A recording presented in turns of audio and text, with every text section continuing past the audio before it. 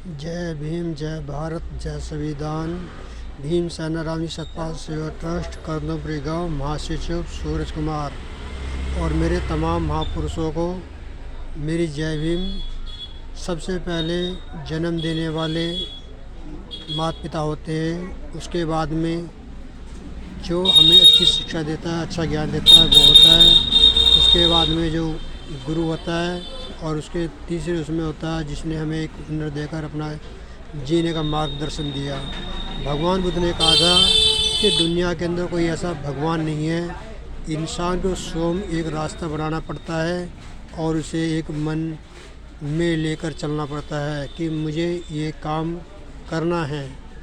आज तक अगर भगवान में ऐसे होते तो स्कूल की हमें कोई ज़रूरत नहीं होती। भगवान के मंदिरों में घंटे बजाकर हमें आराधना साधना कर कर हमें एक अच्छा कार्य मिलता, वरना जो उसके पुजारी बैठे हैं उन्हें किसी की ओर आने की ज़रूरत नहीं होती। इसलिए भगवान दूसरे के भरोसे हैं, वो दूसरों को क्या देंगे। और आदमी स्वयं का दीपक बने, दूसरों को रोशनी दे, मार्गदर्शन दे और दूसरे को कार्य में सहयोग दें, जब भी हमारी उन्नति हो सकती है। जब मन को हम परिवर्तन कर लेंगे, दुनिया के अंदर कोई ऐसा काम नहीं है जिसे हम कर सकते हैं।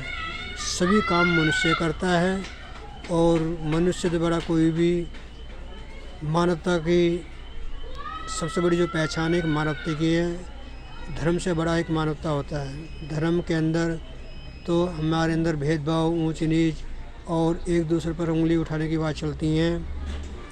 तो हिंदू धर्म के लिए कहा जाता है कि मरने के बाद स्वर्ग मिलेगा।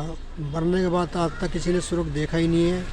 हमेशा जो स्वर्ग और नरक जो होता है जिंदे पर होता है। जिसका जीवन अच्छा जीवन जो बीतता है वो जो स्वर्ग में होता है, और जो माता पिता की सेवा करता है सबसे बड़ा पुण्य का काम वही होता है। हमें जैसे हमारे माता पिता ने हमें खाने के समय का ध्यान रखा, तो जब वो बुज़ुर्ग हो जाएं तो हमें भी उनका समय का ध्यान रखना चाहिए। उन्हें चाय पानी रोटी कपड़ा मकान सब चीज़ का उनको ध्यान रखना चाहिए।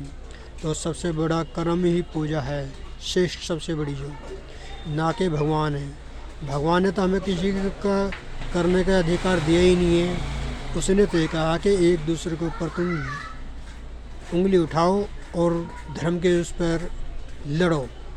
तो मेरा ये कहना है कि भगवान बुद्ध ने कहा था मानव से बड़ा कोई धर्म नहीं है। तो मैं भगवान बुद्ध को और बाबा साहब को और ज्योतिबाई फुले को नमन करते हुए गोटी को मैं अपनी बात को यहीं पर समाप्त करता हूँ। जय भीम, जय भारत, जय संविधान।